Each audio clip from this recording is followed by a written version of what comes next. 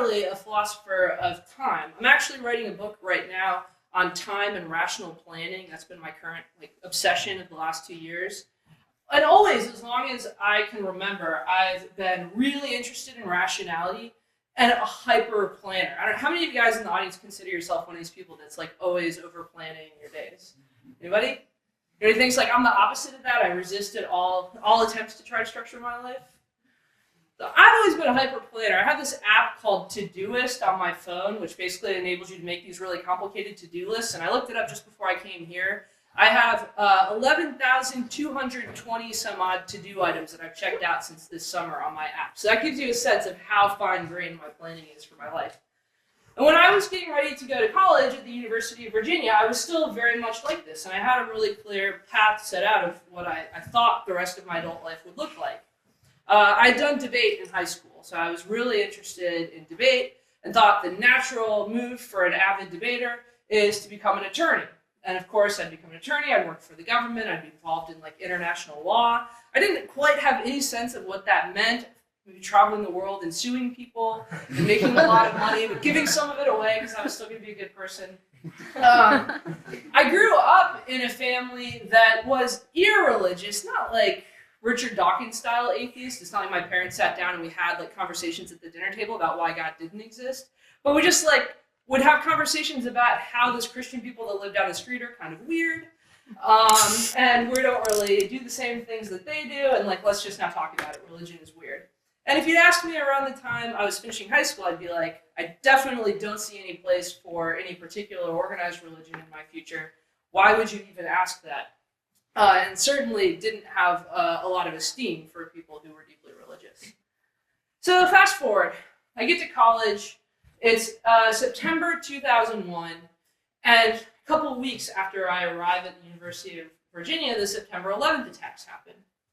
And when the attacks first happened, I think I was like a lot of young adults that had never been to New York City or Washington, D.C., and that I was watching these events unfold on the news, and I recognized that something really awful was happening, but it didn't really resonate or feel really personal to me. Again, I'd never been to Manhattan, I'd never been to Washington, D.C. It felt like this might as well be some big event that was happening somewhere far off in the world. But over the course of my first year of college, like a lot of college students, I started changing quite a bit. I started growing up a lot. I was living away from my parents for the first time. I started thinking a lot more seriously about what it meant to be a good adult and whether or not I was on the track to becoming one.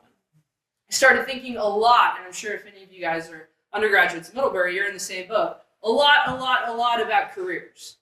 And I really started to identify with the men and women that were in the World Trade Center the day of the attacks. If you'd asked me my freshman year of college where I thought my life was going to go, I would have loved to answer that I would be an attorney working in Manhattan for some huge firm, part of some really big project.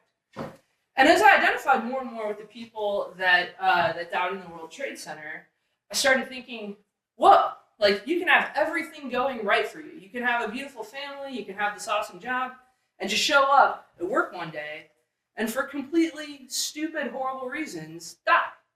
And that really, maybe I'm sounding like a really naive 17 or 18-year-old, but that blew my mind when I put those two and two together. You could have everything planned out to the finest detail, but still at the end of the day, it might be that factors completely outside of your control make your projects meaningless. And so I was also becoming a philosophy major at this point in my life, so you can imagine me sitting in my dorm room, the end of freshman year, beginning of sophomore year, pondering these big existential questions for the first time. And I was taking philosophy courses, and I was getting some solace from what I was hearing in my courses. I had really good professors. I was really interested in the questions that they had and the ways that they had of analyzing these questions. But it wasn't enough for me. And I remember this was probably the distinctive move that brought me into the Christian faith was the anniversary of the September 11th attacks. I was reading the New York Times. I was a really avid newspaper reader, as all good pre-law students should be. And they had a cover story about the children who'd been left behind because their parents had been killed in the attacks. And I just remember reading that story and just feeling incredibly sad, and thinking this is so sad that things like this happen. What is it that really gives our life meaning? Not finding it necessarily in the philosophy I'm reading, though I think that's part of the right track. I called my parents at work, and I was like, I just really want to talk with you guys about like meaning and love today. Then they were at work, and it was a Wednesday, and I never call on Wednesdays. And my mom was just like, this is really wonderful. Is everything okay? I don't have time for this right now. So I had this conversation with my mom and thinking like, well, that was great. I'm glad that I did that, but that wasn't really what I was looking for either. Who are the people that try to start like making meaning out of tragedies like this? And I thought for a minute, I was like, church people. This is the kind of thing like church people give speeches about stuff like this, and they're more emotional than what my philosophy professors are doing, but they're also like a little bit more intellectual than what I was getting from my parents. It's like, I gotta go find some church person to say something. And there was a Catholic church that was near my dorm, and I'd noticed it, and I've been kind of curious about it. I've been thinking a little bit more about like what religion meant over the course of the whole year.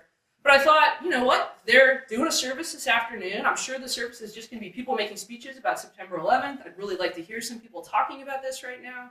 Why don't I go? So I went.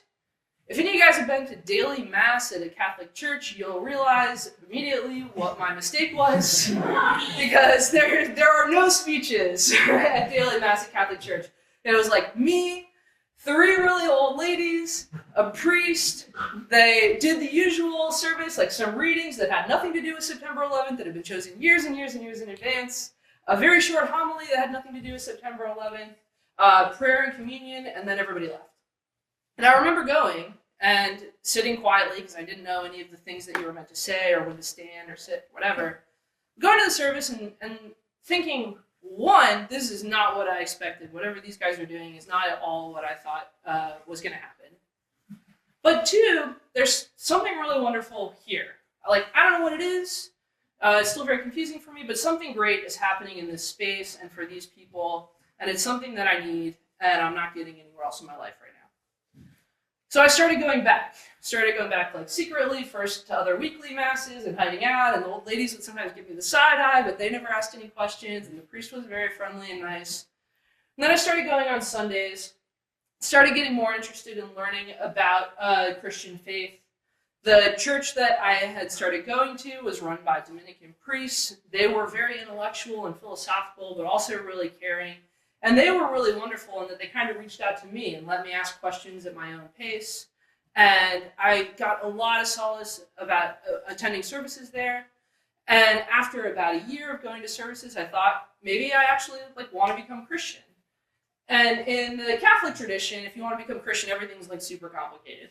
So they make you take a class for a year to make sure you really, really want to get confirmed in the church and you know what you're signing up for. So I signed up for the class. That was the easiest part, because I was already a hyper college student, going to the classes every week, learning more about Christ, learning more about what being Catholic in particular entailed, but also about Christianity in general.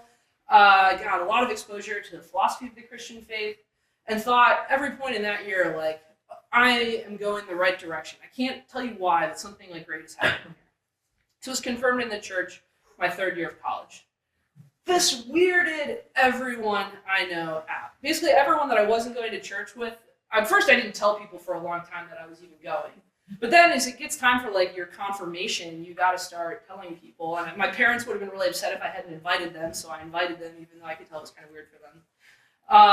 My friends in my philosophy major thought this was crazy. It's one thing maybe to read St. Anselm and decide maybe you think there's an all-powerful creator of the universe. But it's another thing entirely to jump full-fledged into full-blown Orthodox Christianity with all of its details, and the standing and the kneeling and the praying and the communion and 3 persons in one substance and all of the complexity that goes into Orthodox Christianity. And around the time that I was doing this, I felt one, this is the right thing for me to be doing. I really felt led by God into that process. But on the other hand, I was completely terrified. By then, I'd become a philosophy major. I was thinking about becoming a college professor. I was big into student government on campus, so I knew a lot of people, and a lot of people knew who I was. And I just did not want to answer any questions at all about what I was doing with this church thing. It was really important to me, and it was something that was really feeding my identity at the time. But if you wanted to argue with me about whether or not any of this is true, or whether the Crusades were really awful, or whether religion's good or bad, I just didn't have any answers. At least not any answers that seemed philosophically persuasive. And I started to really worry that, I thought of myself as this really rational person, somebody with this great plans for her life. But at the end of the day, some of the most important parts of my life, and in particular my faith, were just deeply irrational, and I just had to hide it from people at the expense of them thinking that I was a bad philosopher. So I really worried about that for a while. I went on to Oxford after UVA, and Oxford, if any of you guys have spent time there, it's not necessarily like the most comfortable place to be a really open practicing Christian. There was a really good group that I had fellowship with there and that I got very close to, but for the most part, I just confidently avoided talking about my religious faith at all while I was involved in my academic life there. I was studying philosophy, and I really wanted people to think I was smart. I don't know if you guys have this view, if any of you guys are planning on going to grad school, but you want everybody to think that you're really smart and talented. And I thought, like, man, if they find out how into this Christian thing I am, they're going to think I'm an idiot. So I kind of buried it there, but people found out eventually. Then I got further on in grad school, and a couple things happened. One, I got a little bit more self-confident, so I was a little bit happier to tell people, even when they disagreed with me, that I was going to stick to my guns on certain issues. Two, I started being around people who were interested in various parts of Christianity and who were way more open about it, and they were really good examples for me. But three, I also started thinking more seriously about why I was so nervous about talking about my religion, or why I thought I was being so irrational, and started looking at the arguments and thinking, like, I don't find these that convincing, and I think there are better reasons for me to be just, like, open about my identity than I thought before.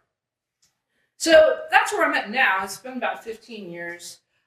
Still a very serious Christian. My faith has gotten more complex rather than less over the years. So sometimes when I'm writing in philosophy of religion, I make this distinction between thick faiths and thin faiths.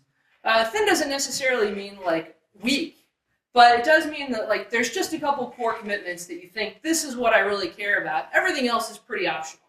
Whereas thick faiths are faiths where you've got a ton of complicated metaphysical, ethical, historical, moral commitments that guide your faith, and you hold them all with various degrees of confidence. But there's a lot of dimensions to your religious faith, which means you're a much bigger target because there are lots of things that people could disagree with you about. My faith has gotten like way more thicker and complex in that sense over the course of the last 15 years.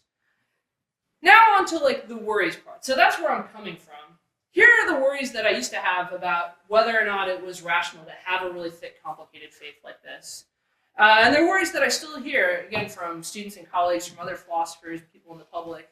But I think that now I feel better equipped to answer them. I'm sure you guys are going to come up with some others, but this will maybe at least get us started for the forum. So the first worry that I get a lot when I tell people, especially I tell people my story, is this objection: what you believe is irrational because you only believe it for really contingent reasons. You only believe it because, and then ... fill it in with some really lucky circumstance that caused you to have your particular religious belief. So in my case, somebody might say, look, you only became Christian because September 11th happened and there was a church that was within walking distance of your dorm. I didn't have a car at that time. So if the church had been too far away, I didn't know how to take a cab and I didn't have any money. If it had been really far away, I would have found solace somewhere else and I would have never started down this journey and I wouldn't have my religious faith. Or maybe you're this way, like you only believe that because you were born in a family that has a certain kind of ethnic or religious background. Or you only believe that because you were born in the United States. If you've been born in Syria, maybe you'd have a different religion. Here, like the contingency of belief come up quite a bit as something that challenges the rationality of religious faith. And it's tough to unpack, for me, it's tough to unpack why exactly this is an objection to religious faith. So, on the one hand, it can't just be the case that if you have a belief that's really lucky or chancy, the mere fact that it was lucky or chancy makes it irrational. Because then a lot of our ordinary beliefs would turn out to be irrational, but clearly they are rational. So, one example of this is I vowed a couple of years ago to never read the final book in the Hunger Games trilogy and to stop watching the Hunger Games movies because I was so fed up with young adult stuff and I was trying to be an adult. So like I'm done with Hunger Games. And then I'm on an airplane last year or a couple months ago and the third Hunger Games movie is on and I watch it because there's nothing better to do and because I can't sleep. and I find out that, spoiler alert, if you don't want to know how it ends, cover your ears, Katniss kills the president at the end of it, which is a real shocker because the president seemed like it was her ally. So I now believe, and so do you, because I told you, that Katniss Everdeen kills President Coin at the end of the Hunger Games series.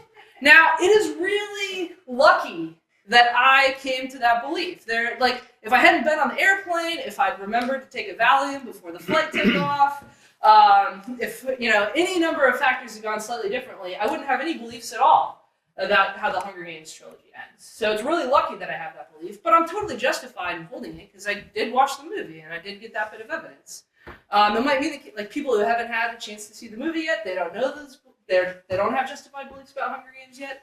That's bad for them given their situation, but it doesn't impugn my belief in any particular way.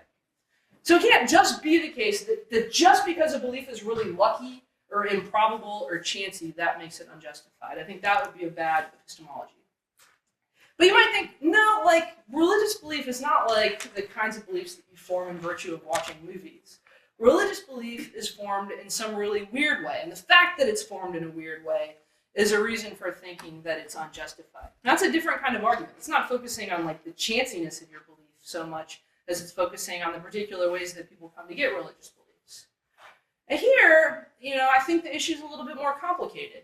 For people in different Christian traditions, it might have really different stories about the evidence that they used to come into the Christian faith. But for me, when I think really seriously about what was going on in that phase of my life when I was becoming Christian, I think about the reasons that I was entertaining.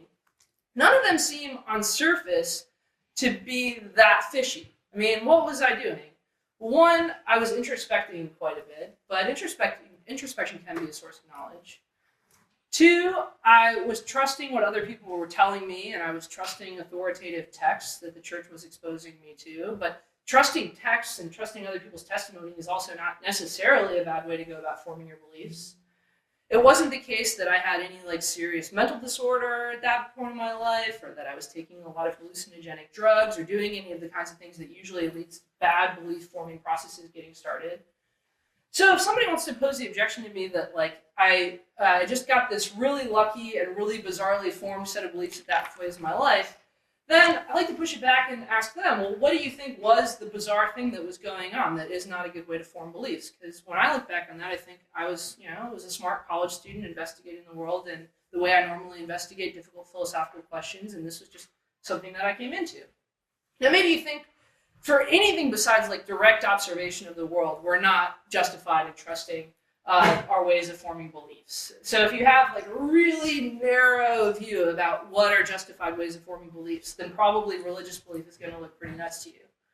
But if you have a really narrow view about how we justifiably form beliefs, then lots of philosophical beliefs are going to seem really crazy to you. And then I'm just in deep trouble because I'm a professional metaphysician. I'm very into forming beliefs in ways that don't necessarily rely on direct observation of the world, but rely on inference and introspection. So that's not something that troubles me very much, or if it troubled me, it would trouble a lot more than my Catholicism. So that's one set of worries that I hear quite a bit, and that used to keep me up at night, but now it doesn't keep me up at night as much. Maybe you guys are going to find a way to problematize it. What about the second set of worries? This is the one that my Notre Dame students bring up the most often.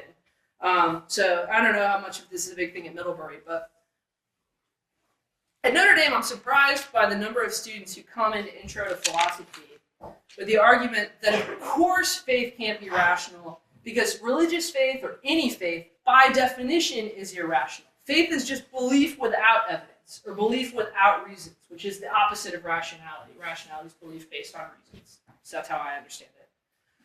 And I know where my students get this is because it's in the air. You see in some of Richard Dawkins' writings and videos, he just starts off defining religious faith this way and then goes on to make his arguments about why he thinks it's a bad thing because of that. Another example I saw recently, I was reading Brian Leiter's Why Tolerate Religion, which is this new book about religious freedom that just came out. And Leiter defines religious faith in the following way. It's worth reading out because I think he's a great example of a mainstream philosopher who's just in the grips of this view of faith. He says in the book, for all religions, this is what it is to be a religion.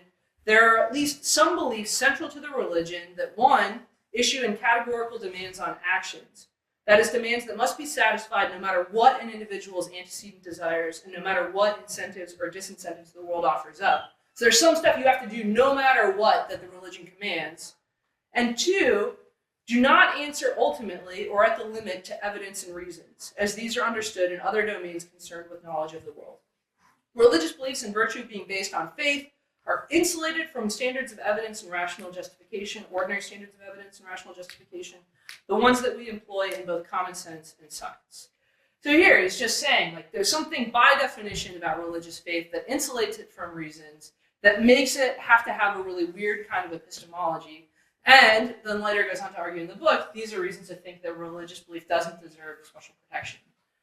I just reject that definition of religious faith. I know it might be common in some traditions, but I definitely don't think in order to be a Christian, you have to be saddled with the view that faith is just belief without any evidence.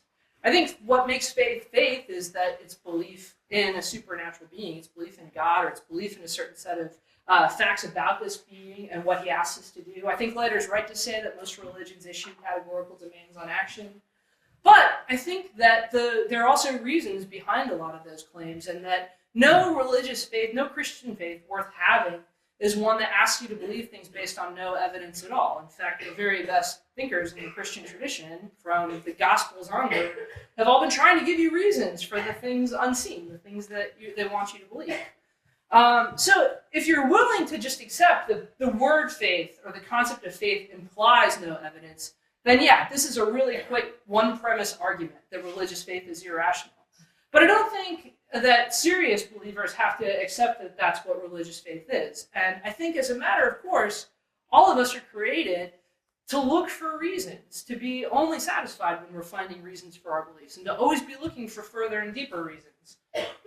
And that doesn't apply just to our scientific investigations or our philosophical investigations, but it also applies to the really deep questions that frame our lives. I think the search for reasons was one of the things that drew me into the faith, and for a lot of people motivates them to be Christian in the first place, is they think like, yeah, this world is really complicated, I'm not really sure what moral demands there are on me or what this all means, and that need for reasons drives you to look closer into these faiths. So that's why I reject that way, because I think it's based on a pretty naive conception of what it is to have faith. The third worry that comes up quite a bit is that if you have really thick Christian commitments, really thick religious commitments, so you believe a lot of things, you're part of a big complicated religious tradition, something about expressing those commitments is going to be inconsistent with tolerance, or with the respect for pluralism, or living in a pluralistic or democratic society. And so the fact that there's a lot of pluralism, or the fact that pluralism is really desirable, is a good reason to think that there's something irrational about either having or expressing faith commitments. And this is something I think I worried about for quite a while. I've always been working and been around students of really different religious backgrounds, of secular backgrounds. My own family has a huge gamut of backgrounds when it comes to religious questions. And you really respect these other individuals. And the fact that there's this pervasive disagreement between me and them does give you pause. So then the question to ask is, what is it about pluralism that seems to threaten the rationality of really thick, complicated religious beliefs? And there are a couple different ways that you can go on that question.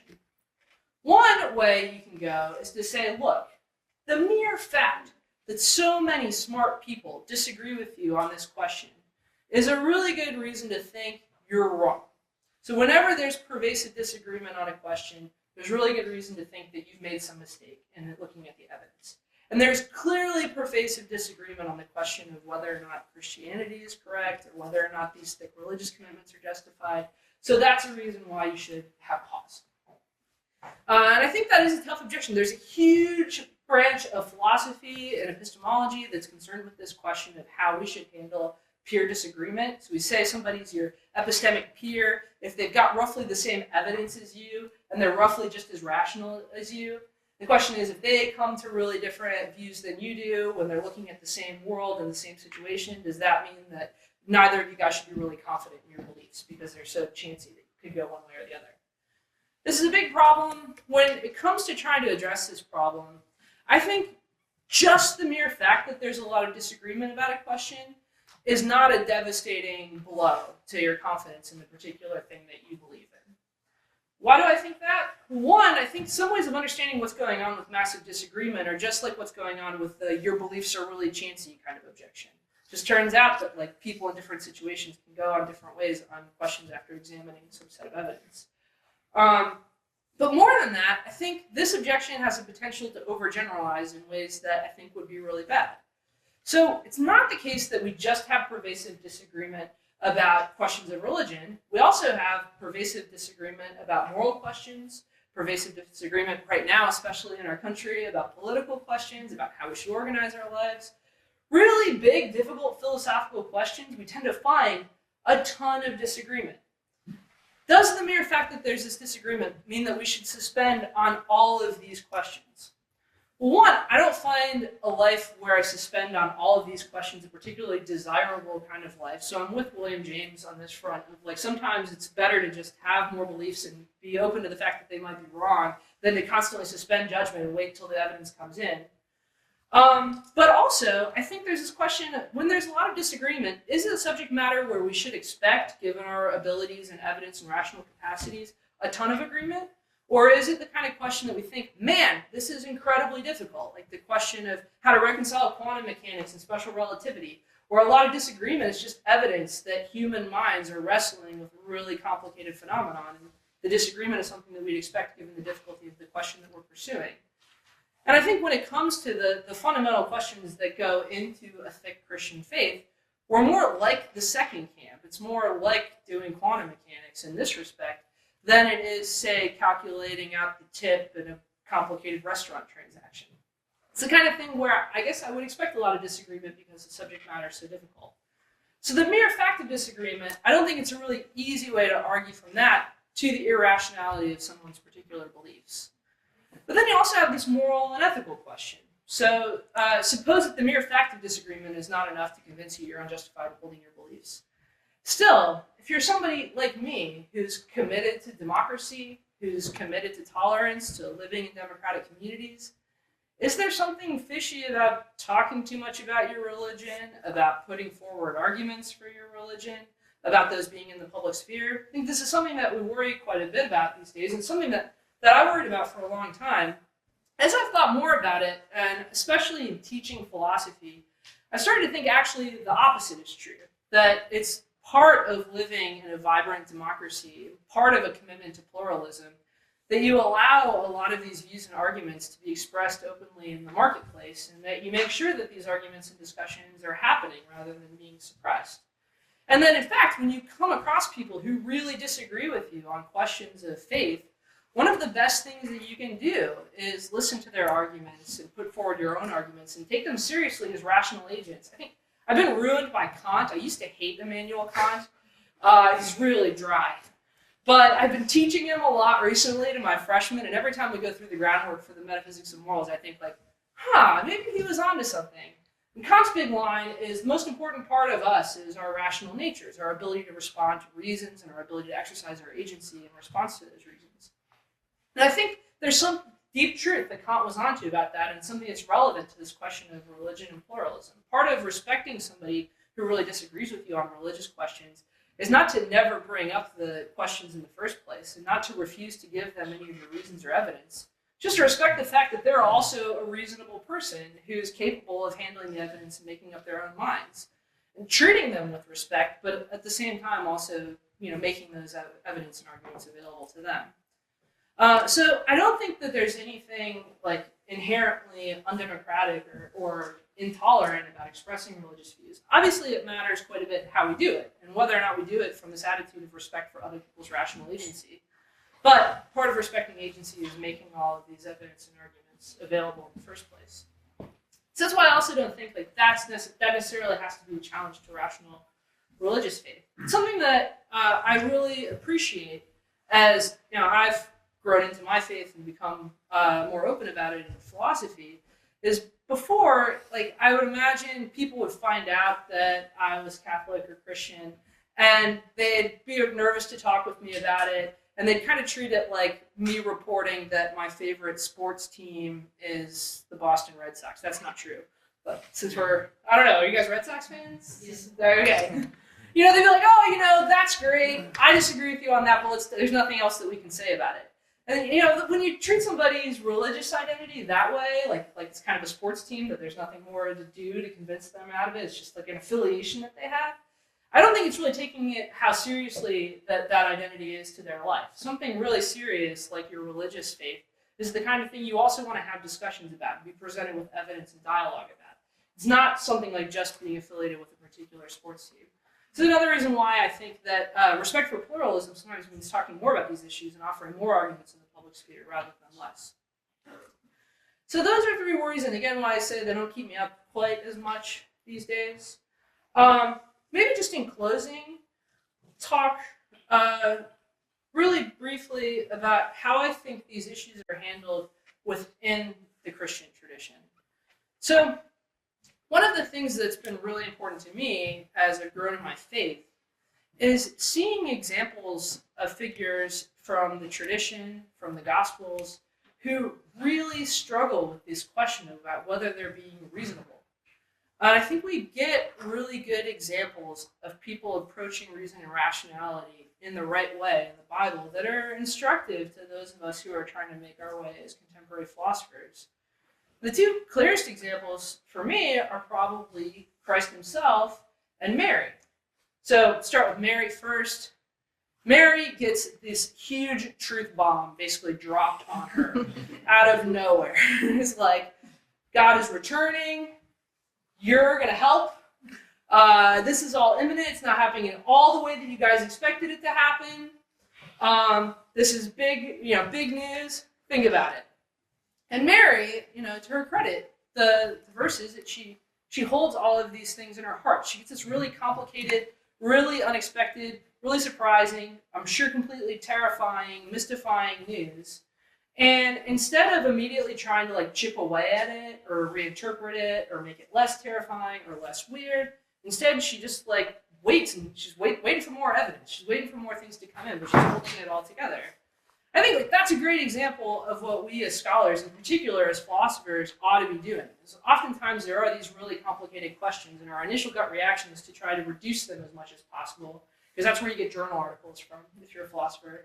But sometimes the really tough questions are not that easily reducible, and for things that really matter to us in our lives, that might be that we face certain periods of tension where we've got to hold all of the views together for a certain amount of time. And I think that the Gospels give us a good example of that. And then the second example, in Christ himself, Christ was really happy to give people arguments and what we would call in philosophy thought experiments, examples that illustrated important moral points. But most of his ministry, if you read the Gospels, is not necessarily always providing those arguments and thought experiments, but instead encouraging the disciples and the people that he was around to care in the first place. So don't worry so much about deriving the right answers immediately, but just wake up and care about finding the answers in the first place. Especially on these really big questions like our need for redemption and what we owe to each other. We see lots of examples and arguments, but just as often we see just this call to attend and care to the particular details. And this view that these questions are really profound and extremely difficult. And I think, we sometimes do a disservice in contemporary universities by focusing quite a bit on critical thinking. So on teaching students how to just wreck somebody else's argument. I teach students how to do this for a living. Teaching people how to analyze and organize information, which is a really important skill, but not always the second part of that skill, which is to care and love in the first place and to be willing to go after the really thorny, really complicated, messy questions, rather than the questions that adapt themselves to this easy form of analysis. And so I think, talking about the question of rationality and reason in the Christian tradition, one of the best examples of rationality we get in the tradition is this view that, you're owed arguments and you're owed examples and theories for the views. But at the same time, that's not the whole point of the tradition. And to be a reasonable person, a reason seeker, also means just loving and attending to the facts that are around you and taking these questions really seriously in the first place, not necessarily always expecting easy answers. And that's been a really profound insight for me. It's changed the way that I've approached my teaching, and it's also changed the way I've thought about these problems that we inevitably face in reconciling faith